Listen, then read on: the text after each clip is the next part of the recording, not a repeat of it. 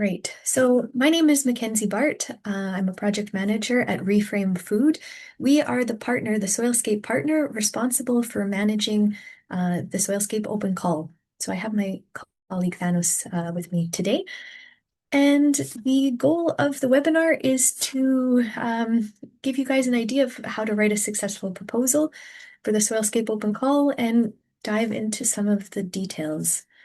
So um, as it is a webinar, I think all the cameras are off, the mics are off. So we ask if you have any questions, feel free to type them either in the chat or in the question and answer as they come. We will probably save time for the very end to answer all questions, but feel free if something pops into your head, type it right away. And if it's more convenient as well, we can look at opening mics after if you'd rather say it out loud. But feel free to use the chat and use the Q&A. Great. Great. So as I mentioned, we're going to, sorry, let me just get this from the beginning.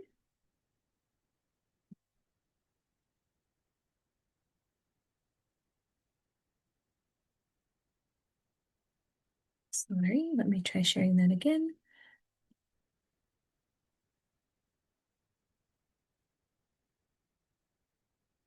All right.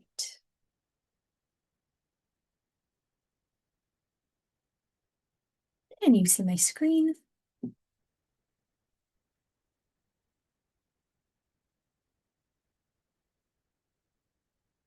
Great. All right, so as I mentioned, we're going to start first by looking at the SOILSCAPE project, just to give a little bit of context about where this open call is coming from. Then we'll go over the open call scheme, the two different categories, a little bit more about the application process, and then we'll break down the proposal template and answer your questions. So SOILSCAPE at a glance. SOILSCAPE is a 4-year Horizon Europe project with the goal of bringing together cultural and creative industries, artists, and civil society organizations to promote soil preservation and across Europe and beyond. So SOILSCAPE actually stands for spreading open and inclusive literacy and soil culture through artistic practices and education.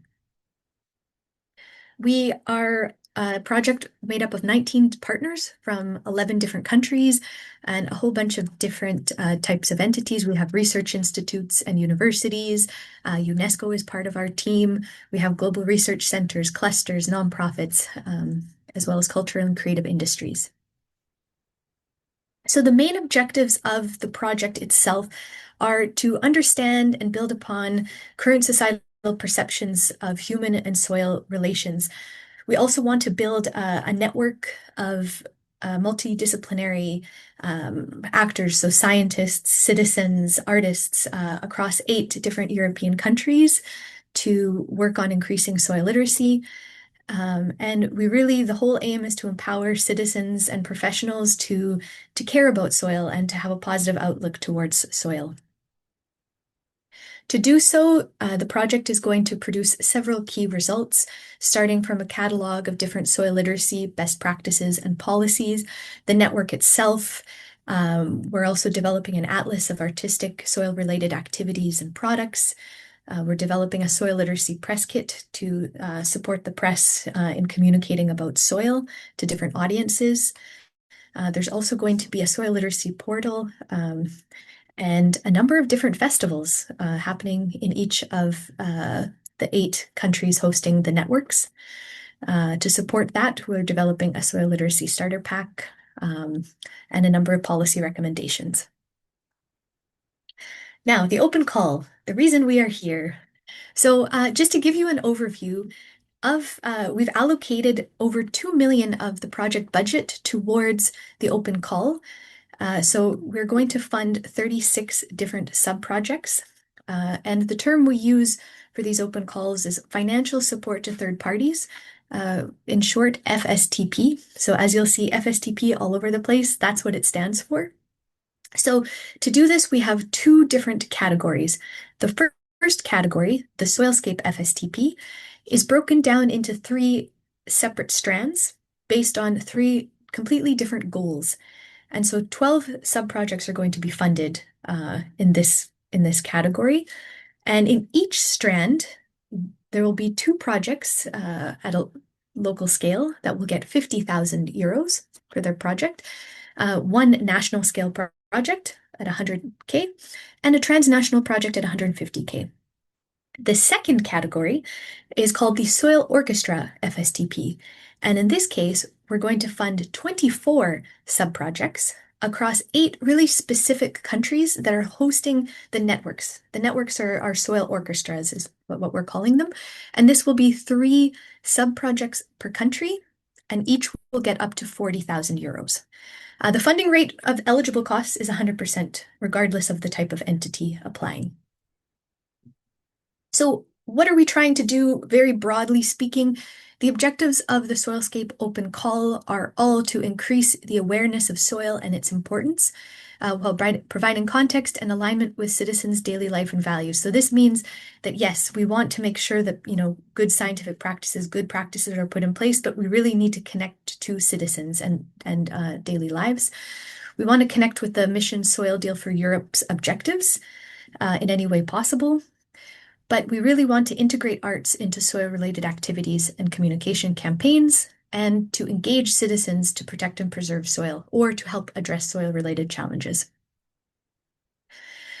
So if we go now into a little bit more detail about the two categories, the SOILSCAPE FSTP has the three different strands. The first one is innovative communication campaigns. The second is organization and promotion of artistic or arts-based soil-related activities. And the third strand is to deploy innovative, creative, and participatory methodologies that engage citizens in soil protection and preservation. We'll go into a lot more detail shortly, but that's an overview. Now, to make it even more complicated, each of these strands will have projects funded at 3 different scales. So as we mentioned, there's the local scale, the national scale, and the transnational scale. Now, for the Soil Orchestra FSTP, the second category with the 24 projects, the 8 countries that are hosting the soil orchestras are Italy, Germany, Poland, France, Bulgaria, Finland, Switzerland, and Portugal. Now, each of these soil orchestras has defined the categories for their FSTP program. So again, we'll go into the specifics for each a little bit later, but you can see some of them have 3 categories, some of them only have 1 category. There's overlap between some of them, but there's also, the Finland's artistic ambassador, that's the only one like that. So there's quite a bit of variety there. The broad timeline I guess the open call was launched on June 2nd of 2025, and it's going to be open until September 30th. At that time, the call closes and we will not be accepting any more applications. Between October and January, the evaluations will take place. In January and February, contracting and sub-agreement signing will take place, with the aim of all sub-projects starting in March of 2026. Now, the duration of each project is a little bit variable. So within the SOILSCAPE FST program with the 3 different strands, applicants can decide if they want their projects to last 6 months, 12 months, or 18 months. And the reason we've done this is that we want to keep it as open as possible, and depending on the type of activity that the sub-project has planned, that it might take maybe longer than it might be a local project, for example, but it might take a little bit longer because they're trying to collect data, or they're trying to take pictures, or they're trying to do something over a certain period of time. So this will give a little bit more flexibility to adapt to the needs of the artists, we're hoping. For the Soil Orchestra FSTP, all of the sub-projects will last 18 months. Again, we'll get into this later. You can see the dotted lines. This is indicative because a lot of the Soil Orchestra categories are tied to a local festival, and the dates have not actually been set yet. So The exact timing of some of the implementation phases will vary, but all of those projects will last 18 months. In terms of the eligibility, something that is the elements that are common to both categories include the fact that you can apply as an individual applicant or as a small consortia of up to 3 partners. Of course, if you apply for the transnational scale, in that case, yes, it is required to have at least two partners. But otherwise, individual applicants or small consortia can apply. We are looking for legal entities in Horizon eligible countries, and that they cannot be a member or an affiliated entity of the Soilscape Consortium. Another important aspect is that we're only looking for the funding for work not yet accomplished. So that means if you have a ready-made exhibition or a ready-made show that you've used before and publicly shared, that could not be funded. It would have to be you'd have to adapt it from there, expand it from there, or make something new and something unique. It's also important to note that only one proposal per applicant can be selected for funding per category. So this means that, yeah, you can apply for both the Soilscape FSTP and also the Soil Orchestra FSTP. However, the content of the applications have to be different. So you can't apply with the same project and get funded twice. And I will mention, we'll get into it later, a lot of the soil orchestras do have specific requirements.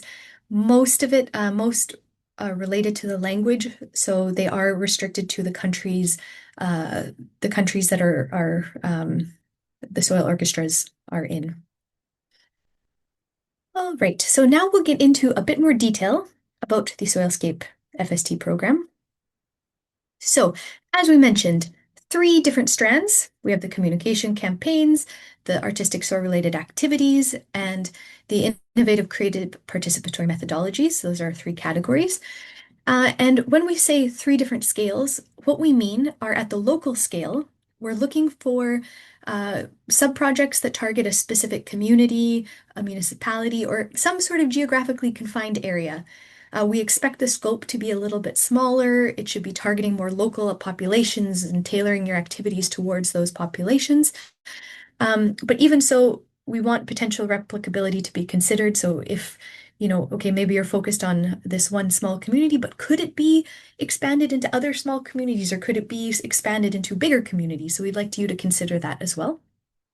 The national scale should cover the entire country, targeting different regions, different populations, or if you have any kind of common national soil-related issues, those could be addressed. For the European or the transnational scale, we would like 2 countries minimum involved. And the focus should be on sharing challenges and opportunities across borders. Challenges can be or priorities can be aligned at the EU level. But really, we want to see collaboration between countries. As we said, applications should be with consortia of 2 to 3 members. We recently had a question on the frequently asked questions if the activities must take place in multiple countries. And this is not something specified in the call. As you get into the template, the point is, as long as you can justify your choices and clearly demonstrate that there will be a strong impact and you can really explain why, the choice will be up to the applicant and the sub-project they've envisioned. So a little bit more on the innovative communication campaigns. What are we looking for here? Well, we expect efforts to be made to increase soil literacy and public awareness about the significance of soil, about its protection. We'd like to see people have a deeper, maybe personal reflection with soil. We'd like to enhance the visibility and understanding of the soil mission, and ideally a toolkit of adaptable resources for future activities. So the purpose in general is to communicate the value of soil and how we are all connected to it. And we'd like to increase public understanding of soil, its sustainable management. Yes. So what do we require? Well, we expect a really solid campaign design with targeted messaging in whatever form that may take. ideally, there'd be some hands-on activities or some tool development. We want to make sure you have some engagement metrics so that we can, so that you can, and we as the Soilscape project can sort of see how well people are connecting to the campaign. We'd like to see collaboration, documentation, and also that you have cultural and contextual sensitivity. In the applicant's guide, you'll see this is all coming directly from the applicant's guide. We have a number of different indicative examples of the types of applicants and even the types examples of activities. In every case, these are purely indicative. So please, we don't expect to see applications only from these lists. They're there just to give you an idea. But just to point out, when we say communication campaigns here, we're not restricting these. It doesn't only have to be, for example, social media or digital print or something like that. It can be through games. It can be through installations, exhibitions. It can be many, many different things. And we are looking forward to seeing some really creative ideas.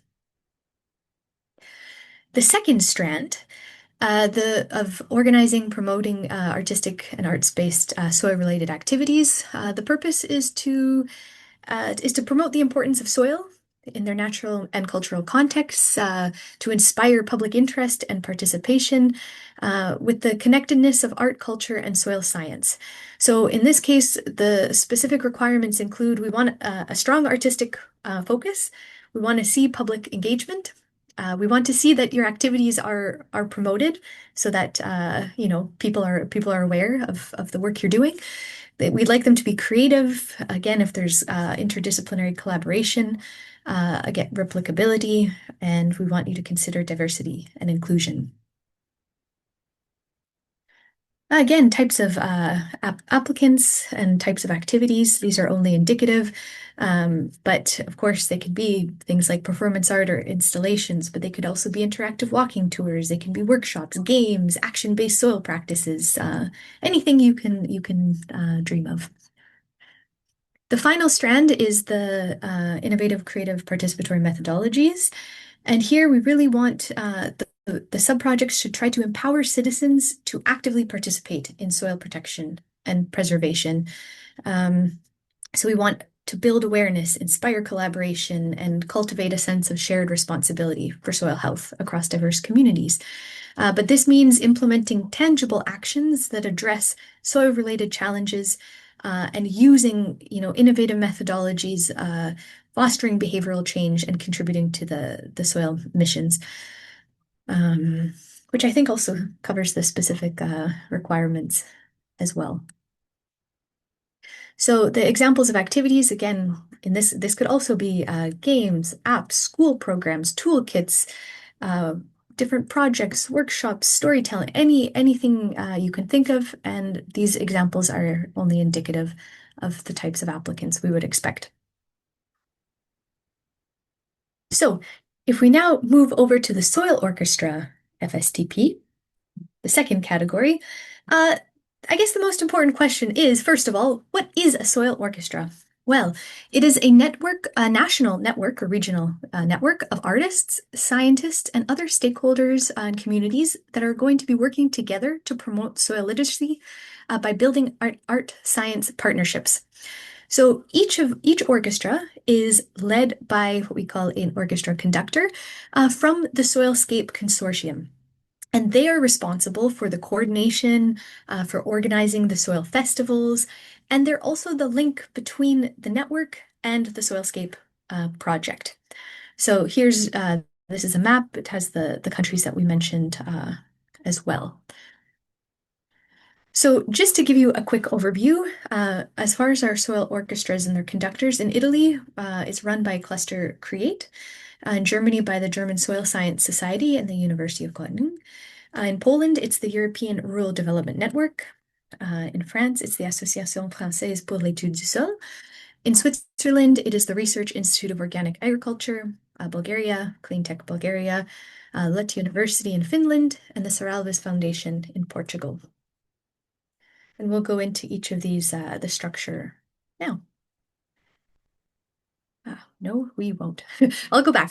Sorry. So the as you mentioned, the FSTP structure here, each of these orchestras will be hosting a festival, and in most cases, the conductor would like the open call to help contribute to the festival. So in the case of Italy, they're looking for um, three different types of sub-projects. The first is workshop lab tools.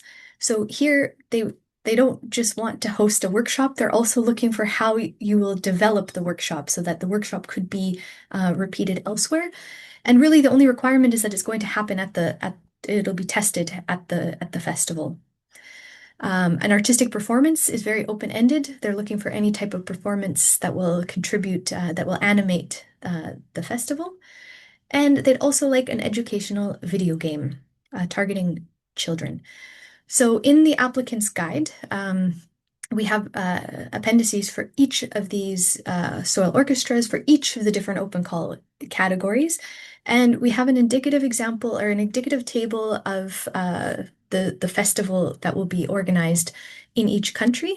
So more information will be coming about the timing of the festival, exactly where it will be, who it will be targeting. But in the case of Italy, this will be targeting youth and children and families. Um, and in terms of the eligibility, the workshop tools and the artistic performance, that is restricted to legal entities in Italy. The video game, however, is open to the same eligibility as the Soilscape FSTP. So European any Horizon Europe eligible country. In Germany, it's also similar. They would like their sub-projects to support the festival that will take place, and they would like some sort of performance. They'd also like visual arts, an exhibition or an installation, and they would like a soil film, so a film featuring the hidden world of soil. In this case, they're also looking for applicants, legal entities from Germany. In Poland, very similar categories for their festival. They're looking for stage performances, whatever that means. So here we'd be looking, it could be dance, it could be circus, it could be theater, it could be improv, it could be comedy, and music, but something to animate the festival. Also an exhibition, so some visual arts exhibition, and then finally some sort of interactive workshop that connects with the people with soil at the festival. In France and Bulgaria and in Portugal, they have only one category called festival animation. And so this broad category will still fund three different sub-projects, but of three kind of different types of animation. So basically, it could be anything, whatever you want. They're not restricted to any categories, but during the evaluation, the top three will be of different categories will be selected. So, for example, if um, I guess, musicians were in the top two spots, the two highest scores, only the first musician would be selected, and then the third, and so on. Um, in Switzerland, they are also looking for visual arts exhibitions, an educational video game, and a film about connected to soil in some capacity. In Switzerland, the only difference, yes, they would, in the case of single applicants, legal entities should be coming from Switzerland. In the case of a consortia, at least one partner should be from Switzerland. In Finland, the artistic ambassador, it is similar in that they'll have three different sub-projects or three different types of artistic ambassadors. So again, they're looking for three different distinct types of artists. And in this case, yes, they would like participation in the festival, but it's also really about connecting to the soil orchestra. And so the artistic ambassador should have three different components to their sub-project. So they should have a demonstration aspect. So that would be, it could be an exhibition, it could be a show, it could be something like that that really demonstrates I guess, their art. The second aspect would be a talkback of some form. It could be live in the moment, it could be a recording, but basically a chance to engage with audiences and sort of explain either their process, their inspiration, what connects them to soil, whatever they'd like to discuss. And the third part is an interactive seminar of some sort. So it could be, maybe if they were working with clay, it would be a clay kind of like a hands-on seminar for people to also work with clay. Or if it was circus or dance or something, it could be about how they bring, the idea of the ground and the soil and still connect when they're up in the air. And it would be working with people, people would join the seminar. And we expect it to be repeated in different locations across the country. So that is a very quick overview of the Soil Orchestra FSTP. I'll also mention that separate webinars are also taking place for each of the soil orchestras to go into a little bit more detail on this. We aren't spending quite as much time only because they are they're restricted to these 8 countries, to applicants from these 8 countries. All right. So if you're still interested after hearing all of these details, how do you actually start the application process? Well, everything is going to take place on this platform called the opencalls.fund. And this online tool will be used for everything. So this is where the external evaluators will be working from, selected from. This is where applications will be submitted, the review process, the ranking lists, the scores, everything will happen there, and also to communicate transparency with the applicants and the reviewers. This is also, we have a frequently asked questions tab here, so you can also ask your questions that we respond, and they're made public to anyone who has made an application. All right. So the first step, what do you want to do, is to check all of the open call documents and the timeline. That's the first step. Then we suggest you register, create your account, so you can see exactly what information needs to be provided. After that, there will be you want to check, the specific eligibility criteria. Make sure that you meet those criteria. Prepare your application, submit it. Once the call is closed, an eligibility check will be performed. In the applicant's guide, we have a really specific, we give the full list of the documents, basically, of what we'll be looking for in the eligibility check, so you can make sure that you have, in fact, included everything that is required. And if everything goes okay for the eligibility check, then those applications will be, actually all applicants will be informed, and we'll move on to the evaluation. So how will the evaluation process take place? It will take place with 2 external evaluators. So 2 evaluators will be assigned to each different proposal. And here we want no conflict of interest, which means that these external evaluators will have nothing to do with the SOILSCAPE consortium. So even though I'm here presenting and giving you all this information, I will have nothing to do with the actual valuation of the proposals, and no one from the consortium, the SOILSCAPE consortium, will. Now, what exactly is going to be evaluated? What are the award criteria? So regardless of the category, the same 4 criteria will be considered for all of the proposals, and the evaluators will give a score out of 5 for each. And in order to even be considered, we need a minimum of 3 for each category, or 12 together. So the first category is the concept and the feasibility. So what we're asking for here is, we want to make sure that your idea, it's clear, it's relevant, it's also practical, and that it aligns with both the SOILSCAPE project and the open call objectives. Another really important aspect is the scientific coherence and alignment with current knowledge of soils and the means of preserving them.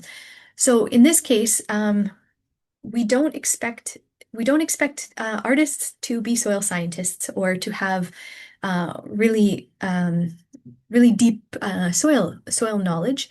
However, because the aim of in general, the open call is to increase soil literacy, we ask that you consider and sort of explain how you're going to be mindful of the scientific coherence.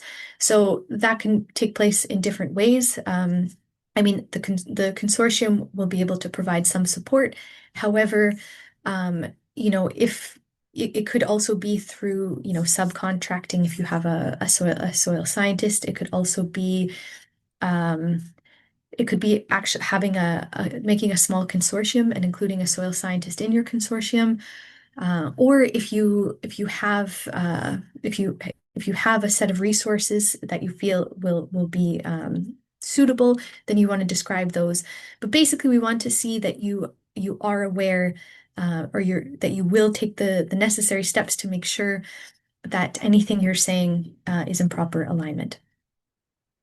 The second category or the criteria is the creativity and the potential to engage citizens. So here we want to see how original your activity is and the potential to really engage and resonate with the audience that you identified.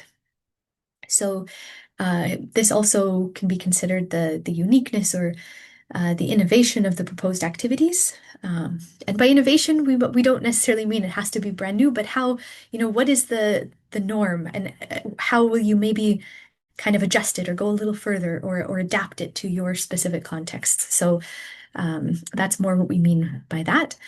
We want you to consider the degree of inclusivity and how different audiences or audience members will be reached.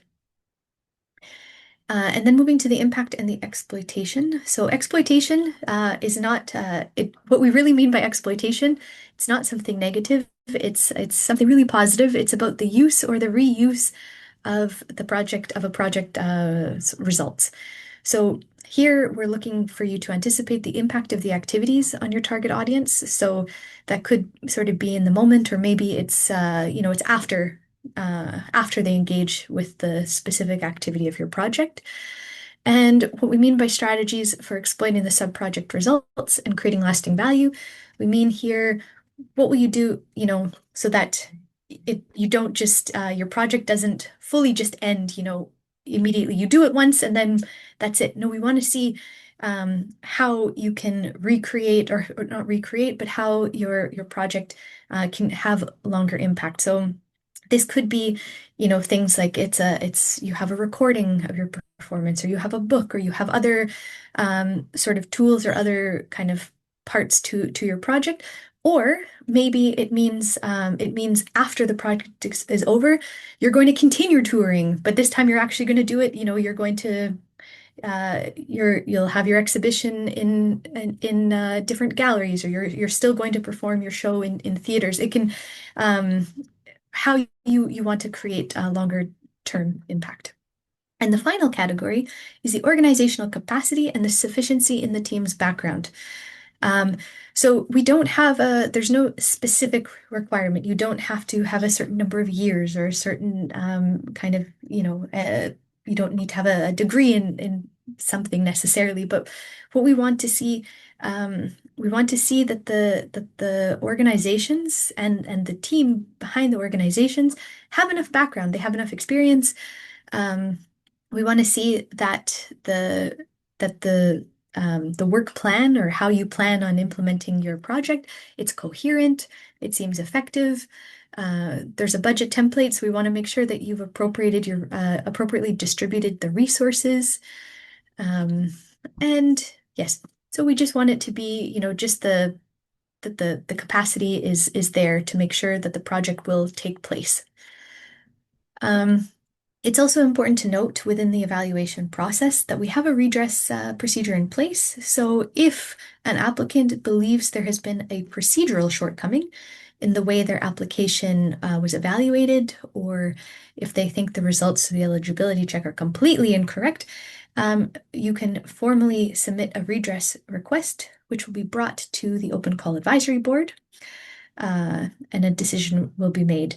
The only thing that's important to note is that the committee will not call into question the scientific and/or technical judgment of the qualified experts. So that doesn't mean that just because you don't like the outcomes, you can say, I want a redress. We want really specific. Um, this I don't think was judged. Yes, you have to be really clear about exactly why it was a procedural shortcoming. I will take a moment to also move to this connected call, the call for evaluators. So, as we mentioned, that each proposal will be evaluated by an external expert. We are looking for those independent external experts to assess the quality of the applications from the open call. So now that you've heard a little bit about it, if you think, I don't really want to apply as an applicant, but I think my expertise would be useful for the evaluation, then please apply as an evaluator. All we require is that evaluators are citizens or tax residents of one of the following European or EU member states, including the outermost regions, or any Horizon Europe associated country. Now, as we mentioned, though, we are looking for two completely different evaluator profiles in order to review both the creative aspects and in the context of soil. So for the arts expert, the only thing that is required is a background in arts or cultural programming or creative methodologies, design, or transdisciplinary collaboration or a related field. Of course, it would be great to see experience in participatory arts or community engagement or familiarity with public engagement strategies and things like that. But the minimum is to have that background. From the soil scientist profile, we're looking for a background in soil science or environmental science, agronomy, ecology, or a related field. And the biggest requirement is the ability to assess the scientific accuracy of the messages conveyed in the proposed projects, or to see if, okay, this idea is great, but the way they have it planned, there's no way that this can properly reflect, the current science behind the soil. In order to apply, it's very similar to you just go on the Open Calls the platform and you submit your CV. So you fill out your application form and submit a CV. I will be clear right up front that you can submit your CV to be an evaluator. However, you cannot evaluate and submit a proposal. So we won't select any evaluators that are also applicants. The way it works, though, is that we have a pool of evaluators. So you don't specifically apply to be an evaluator for the SOILSCAPE Open Call, which means that you can still put your name in, and it doesn't mean that, oh no, you can't apply because you put in your CV. No, it just means we won't select you. This also means that if it's of interest, you would be considered in our pool for evaluating other projects. Other sub-projects or proposals from other open calls. All right. So the last part of this is the open call implementation. So once the evaluation has actually taken place and the projects start in March, what it sort of looks like, as we mentioned with the SOILSCAPE FSTP, that the applicants can select their duration. So it can be 6, 12, or 18 months. And the Soil Orchestra FSTP will all last for 18. Regardless of the category, each subproject is broken into 3 different phases, and the same 3 phases, and they conclude with the submission of a deliverable that more or less summarizes the work that has been completed. So the first phase is the design phase, and the deliverable associated is the activity plan. So if it's you can see in the diagram, if it's a 6-month project, you'll have from March until the end of April.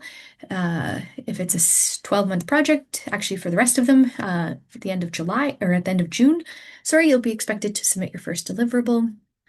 Now, the activity plan, this particular deliverable, is really just an expansion of your proposal, because the proposal, as we'll see, is only 15 pages. You can't put everything and really fully map out your plan, in 15 pages, and especially before you've been selected.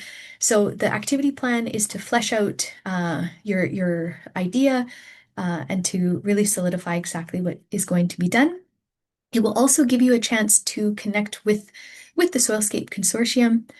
If you are working on a Soil Orchestra FSTP subproject, it also means connecting and working closely with the Soil Orchestra conductor, just to make sure, that your plans fully align with the festival and you can work together, for that aspect. Um, Once that deliverable has been submitted and approved, we release 30% of the total payment. The second phase is the development. So this is sort of the main bulk of the work. And the deliverable, we call it the demonstration or implementation of the activity. So for all of these, there is no deliverable template just yet. It's something that will be shared and it will be agreed upon. You'll be well aware before it's due. But essentially, we want to see some sort of to sort of document that you actually did your activity. Once that has taken place, you'll receive 50% of the total funding. The final phase, phase three, is sort of we call it the validation, but really it's the wrap up of the project. So it's for a few months following the development or the kind of the full demonstration. And here we'll be looking for more of a reflection on the lessons learned or on the experience itself, and then steps for the reuse or the ongoing impact. And so once that has been approved, you'll get the last 20% of your funding. All of the details and the timing of these are found in the open call kit as well. And I can also mention that the Open Call Advisory Board will evaluate all of these deliverables. And the Open Call Advisory Board is made up of members of the consortium who are leading kind of the main, we call them work packages, or the main kind of the main work areas of the project, and coming from a variety of different backgrounds as well. So even though, okay, these deliverables, they might sound a bit daunting, our goal is not to just make a ton of paperwork. We have a lot of projects. It's not like we want to read, giant reports either. The goal of these deliverables is to keep you accountable and to make sure that you follow through on the work that you promise to do. So they're not meant to be extremely labor intensive. We want you to focus on the activities themselves, and these are just a way of keeping track. All right. So now we'll go into a little bit more detail on the proposal itself. So to move from the idea to the document itself describing your idea, we recommend you read all of the call documents, then structure your proposal. It would it would be really good to plan your key points before you actually write the full text to make sure you fit within the page limit and keep things really concise and precise. And then you generate your proposal in an iterative process. So it's recommended you kind of go back and review and make sure that everything is connected. So the application structure, there's three parts. Online, I mean, it's all online, but the platform part includes the administrative information. So when you register on the platform, and then all of the documents that need to be uploaded. Then we have the proposal text, which we'll go into now, and the budget. So the proposal template itself, it has six main, I guess five plus the budget, main chapters: the general information, the proposal description, the methodology, the impact, and some other aspects. So the general information here, basic standard stuff. We want your title. We'd like an acronym. We'd like you to indicate what it is exactly that you're applying for, which strand, which scale, and which duration, if it's for the SOILSCAPE FSTP program, and which activity category if you're applying for the Soil Orchestra FSTP. We're also looking for two statements, a motivational statement. So it's just a few lines that describe what soil means to you or what comes to mind when you hear the word soil. This is not something that is, these opinions are not really going to be considered, they're not going to be considered in the scoring, but it's something of interest to the consortium, and we feel that it will help it's meant to help kind of ground the applicants and into the context and the mind frame of what this project's about. The executive summary, on the other hand, is really more of a short pitch of your proposal. So it's only a maximum of 1,000 characters that really gets to the point. What is your objective? Who's your target audience? How are you going to do it? And what do you expect to see? So all of this information, these two, this is clearly stated in the proposal template, but that this information may be used by the consortium for the promotion if you are selected. And the motivational statement may be integrated into the results of a survey. The final aspect is your organizational information, contact information. It might sound obvious, but really obvious, but please make sure that the information is correct because this is how we will communicate with you. So if it is incorrect, you might be wondering, why am I not getting my results? Make sure it's correct so that we can contact you properly. If you are applying as a consortia, you need to provide this information for all partners. The proposal description has four different aspects: the context and the relevance.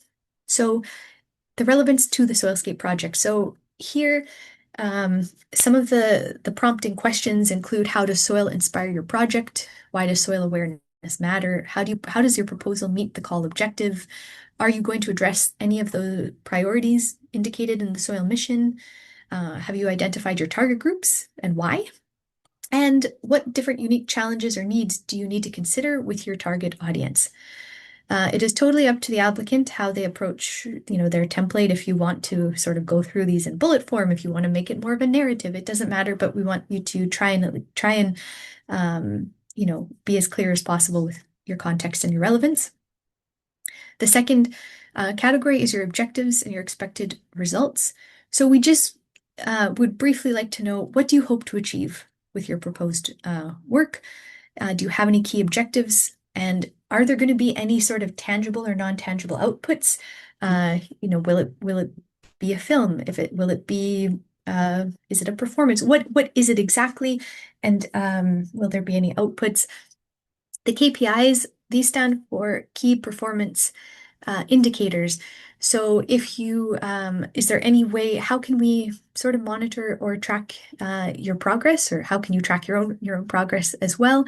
These are things like if you were, it could be things like, if you were planning on touring or going to different locations, it would be the number of locations. So you 5 locations or 10, whatever it is, you put your number of places you'll visit. Or if you're going to have training material, a number, how many modules or how many documents, if you're going to do things like that. So we want some actual numbers that would be useful for monitoring. The work plan and activities is, basically just an outline of how you're going to bring your project to life with a timeline. And the team, again, this means who's going to be part of your team. If it's relevant, what is their education or their experience, or why are they the most suitable for this this to be part of your team? And also in general, your organization's main competencies, experience, and relevance to the project. All right. The methodology, on the other hand, this is why the proposal template document is so long, because we've split the methodology depending on the category that you select. So each of them has their own sort of specific kind of details that we'd like you to ask. So if you know you're applying for one, you click and you go directly there. You can ignore the rest. So to give you a bit of an idea, if you're applying for the Strand 1, the communication campaign, the methodology will include your campaign design. So what kind of tools are you using? What is your framework for your messaging? What type of hands-on activities are you going to include? How are you going to engage them? Are you going to have any collaboration? Um, and then also the methodology regarding your cultural and contextual sensitivity and the scalability and localization. For strand two, for the artistic focus, we want to know a little bit more about your artistic resonance, and the innovation and creativity, the public engagement, and then we'd also like to see, because promotion is an aspect of this particular strand, what is your strategy? How do you plan on promoting the work that you're doing? And will you integrate any interdisciplinary aspects? The third strand is your participatory methodology design. So your engagement methods, you want to describe how the project will directly engage with citizens. How do you plan to increase public awareness, or what kind of concrete actions will the project inspire? Things like that. Your innovative methodologies, you want to specify, what exactly will be used, and explain how they're kind of unique or distinct from traditional methodologies. So right now in this presentation, I have only put sort of the main titles of these points in the proposal template. It also gives you further guiding questions and that you can use to help formulate your proposal. Strand 3 also includes, your evaluation and indicators of success. So basically, we just want to know, like, how are you going to be able to tell if, citizens are really being engaged, or how can we tell if public attitudes are shifting at all, and will you be able to measure any types of tangible impacts? So as we mentioned, these will be some examples for the different categories. If you're looking at the workshop lab tools, so this is from Italy, we want to look at the types of tools, functional requirements, how can it be replicable or customizable? Are there any evaluation and feedback mechanisms within the tool itself? And then, of course, we have to consider data collection. For the educational video game, here we're looking for the education, like the content goals themselves, learning objectives, core topics, the gameplay itself, a bit more detail on the audiovisual elements, the platform and technical requirements, storyline and narrative elements, again, in-game assessment and feedback or embedded values, and data collection. For the artistic performance, this is relevant for Italy, Germany, and Poland. We're looking for your performance details. What type of performance? The format, the style, the structure. Is there going to be music involved? How will you engage with the audience? If there's an participatory element, who is your target audience? And how do you expect them? What type of experience do you expect them to have by watching or engaging in your performance? And of course, practical technical requirements. We're also looking for outreach and documentation. Will there be a video? Will there be other supporting documents and materials? In this case, you are allowed to submit supporting materials, so sketches or designs or work samples. However, the evaluators are not obligated to open the links. So this doesn't mean just because you put in a previous show or previous experience that they'll open it and it will for sure improve your chances. No, they don't have to open it. So it's totally up to the evaluator. But in this case, you are allowed to include supporting materials. For visual arts exhibitions, of course, we're looking for details. What types, what formats, what mediums, what installation requirements, the collaboration and interdisciplinary approach. If you're going to be collaborating, importantly, how is soil science incorporated, or how is soil being a part of this exhibition? We also want technical practical requirements like that. All right, for the workshop, there's also the Hidden World of Soil film and the soil-inspired film on this side. So here we want your storytelling approach, your scientific and educational integration, and again, technical practical requirements.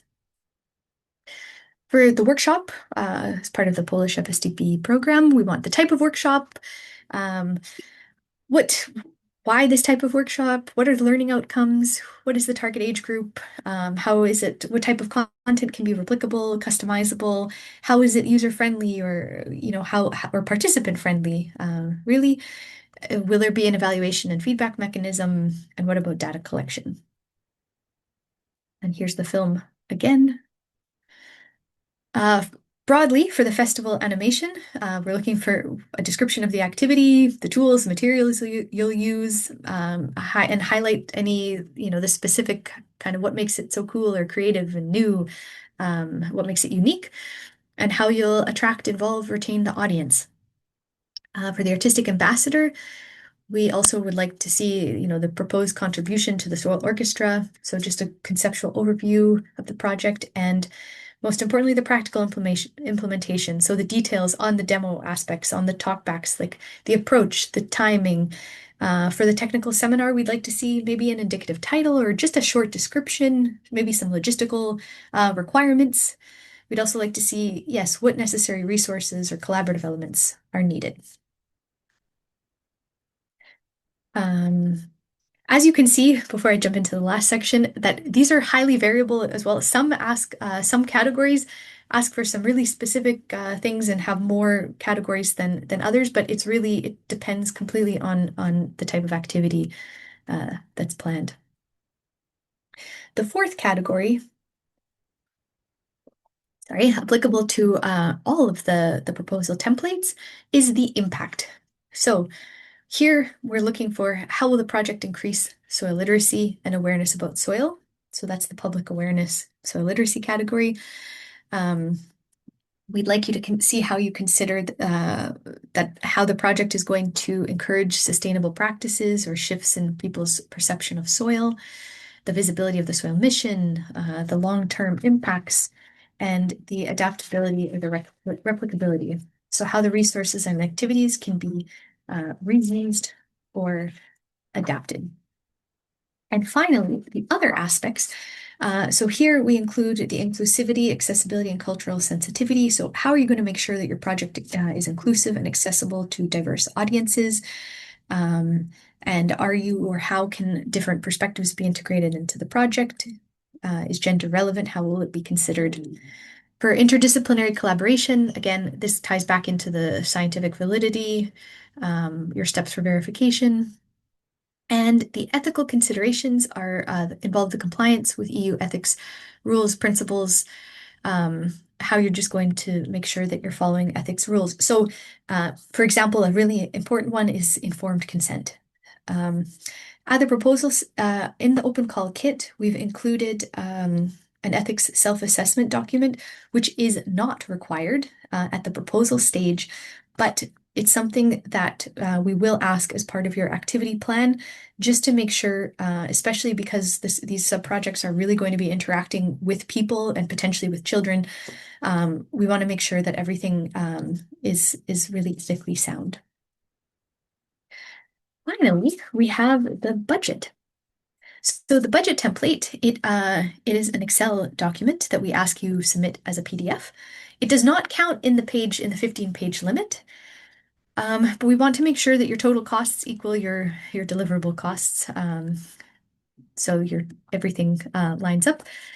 One worksheet is required per partner, so it's a single sheet that's asking for your personnel costs, so the costs of the people doing the work, any travel costs, other goods and services. This one is the really broad one that covers, everything from consumables, supplies, rentals, venue rentals, short-term services, services for meetings and events, fees if you operate with artist fees or casting fees or writing fees, things like that.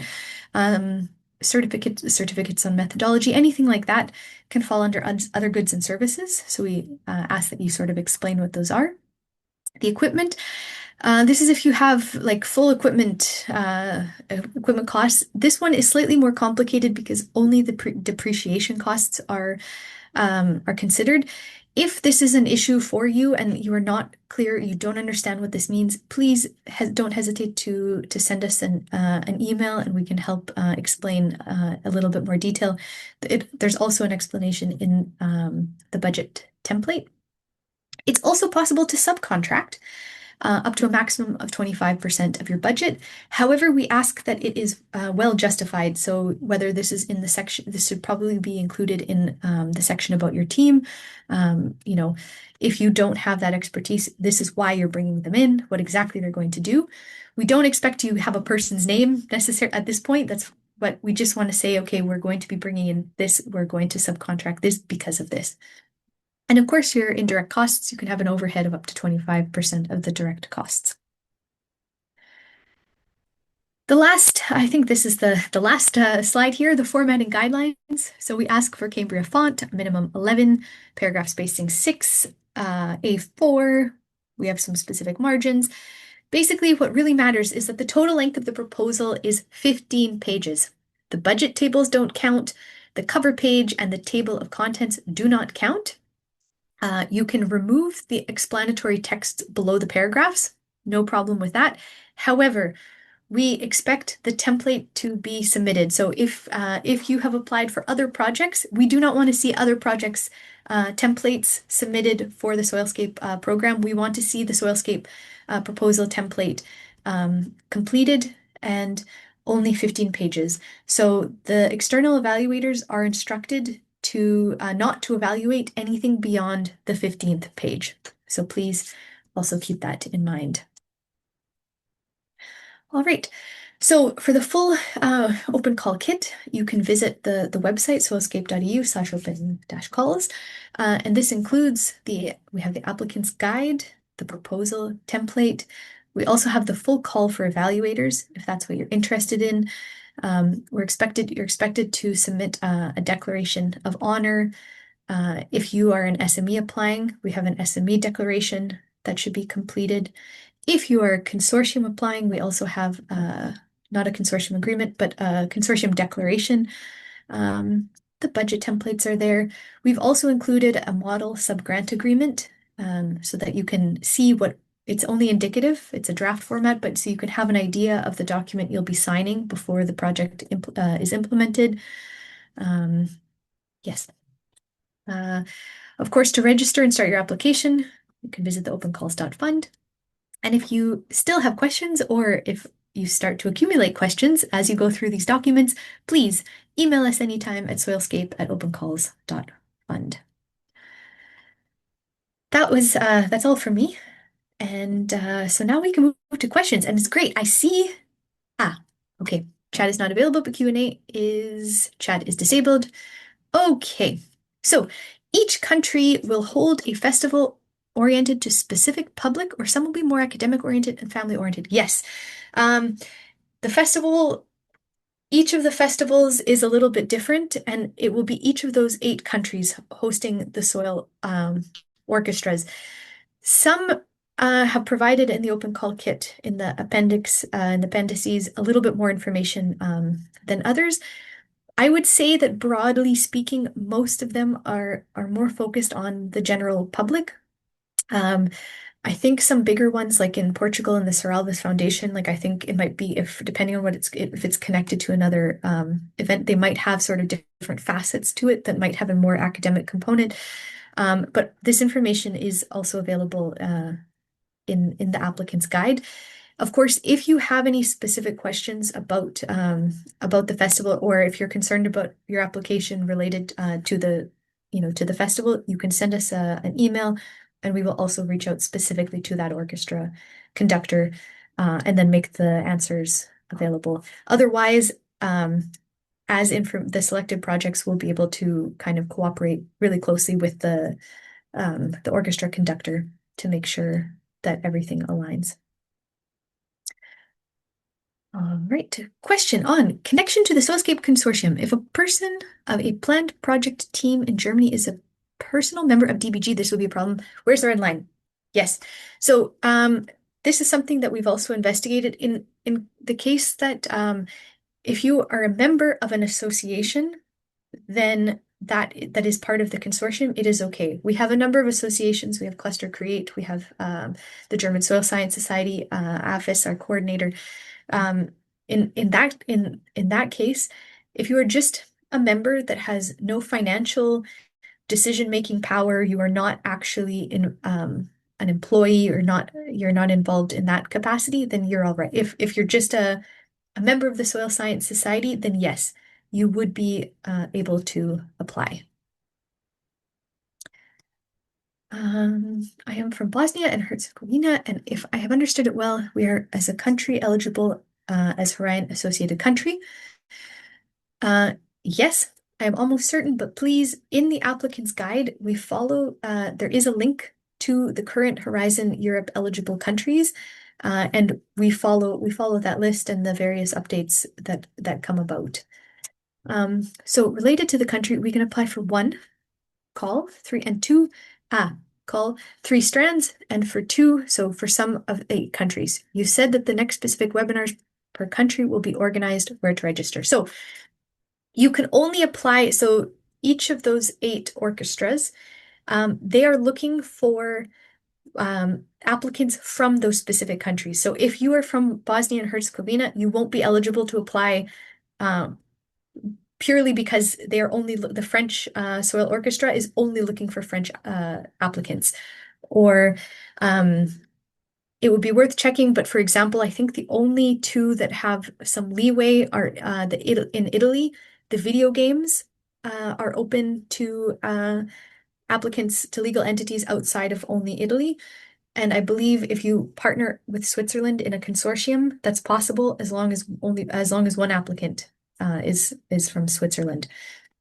So the webinars themselves, though, all of them are available on. I believe I can put it in the chat. The Soilscape website under the events. We have events links for all of them, and I think they connect directly to the LinkedIn and Facebook events. You can. I don't believe they require registration, but everything can be found there. So I will add that to the chat. In terms of audience, we as applicants should also take into consideration the audience of the Soilscape project target groups and final beneficiaries. That's a great question. I feel like the amount of yes. However, I think our target groups are quite broad, and we generally target I think most of I guess we target academics, we target we target policymakers, we target citizens. Like it's very broad. And if the information isn't available, I mean, if it's not on the Soilscape website, we don't expect you don't necessarily have to connect specifically to project target group or the final beneficiaries. I would say most likely whatever specific target group you are addressing should fall within the Soilscape target groups almost by default. And since we're dealing with external expert evaluators, everyone has the same has the same access to the information. So I don't think we have specifically shared in any of the call documents that these are the Soilscape target groups that must be addressed, and the same for the evaluators. Right. Is there any platform for partner search and consortium matchmaking? That is a great question, and unfortunately, no, we don't have any type of consortium matchmaking. But for all interested in project partners from Bosnia and Herzegovina to spread Soilscape and sub-projects' territorial impact, take a look at our website. So they've included a link from someone representing an environmental NGO and artistic NGO with expertise in soil and art, music, and experience in a different project development and implementation. Yes. Great question. Is the evaluator a paid position? It sure is. So again, we have all of this information is available, like kind of more specifics and expectations in the call for evaluators on the website. But yes, it is 450 euros per day for evaluation. I believe we expect tentatively 3 proposals per day, but we can't give a final number of anything until we know exactly how many applications are are submitted.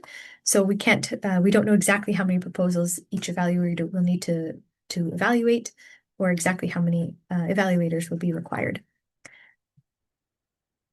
Hello from Thessaloniki, Greece, and thank you. Okay, we would kindly like to ask whether a consortium of 2 NGO partners is applicable in local or national projects, or whether this is applicable only in EU transnational projects, and so 1 partner per country is needed. Yes, so if you are looking for a local or national one, 2 NGOs from the same country is great. No problem at all. And it's only for the EU and transnational projects or that scale that we ask that we have a partner from more than 1 country.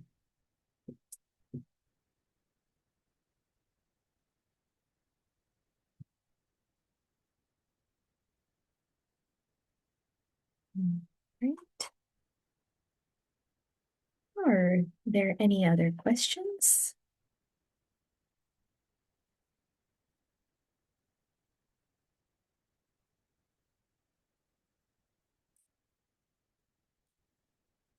I will also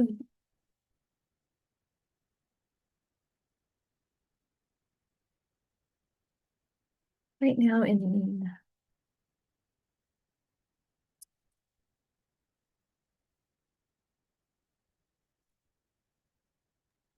okay, we are Max, sorry, I don't know if you saw the last.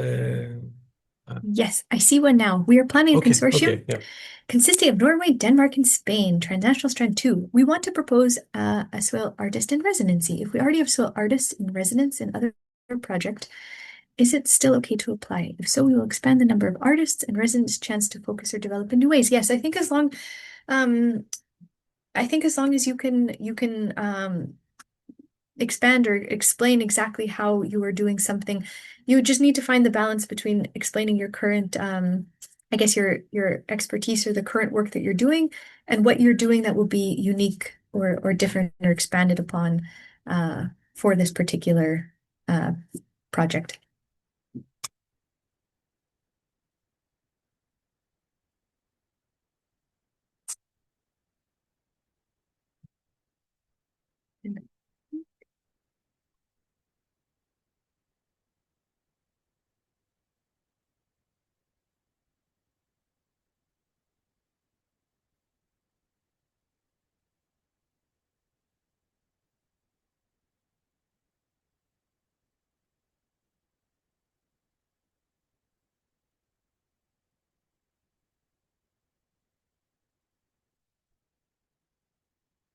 I think I've put in the answer. The soilscape.eu/events is where you can find all of the different events, the upcoming webinars.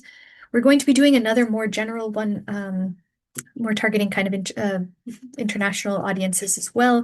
We'll be doing something similar on July 3rd with UNESCO as well.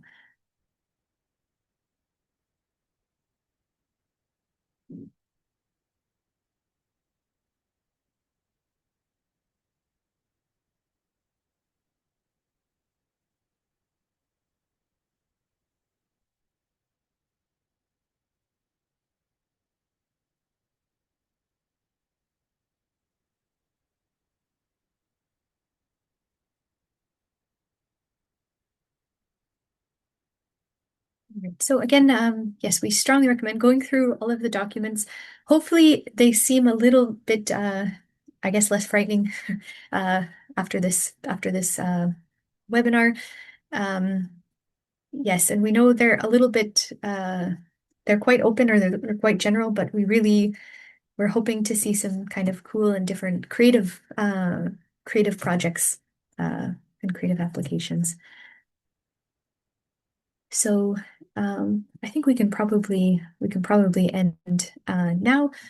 But really, any questions at all, if you're in doubt about anything, please feel free to contact us anytime. However, we will stop, I think it's 48 hours before the deadline. So if you have technical issues, that's another important thing, is to make sure you submit on time, or probably a little bit earlier. If you email us 1 hour before the deadline and say, oh, we're having technical issues, it will be most likely too late. We have a cutoff. It's clearly stated in the applicant's guide, the proposal template.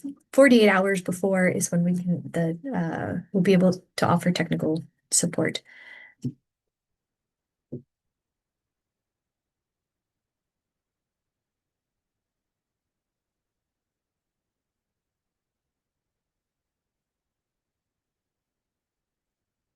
Great. Since I see no more questions, thank you all so much for joining, and good luck with your applications. Thank you.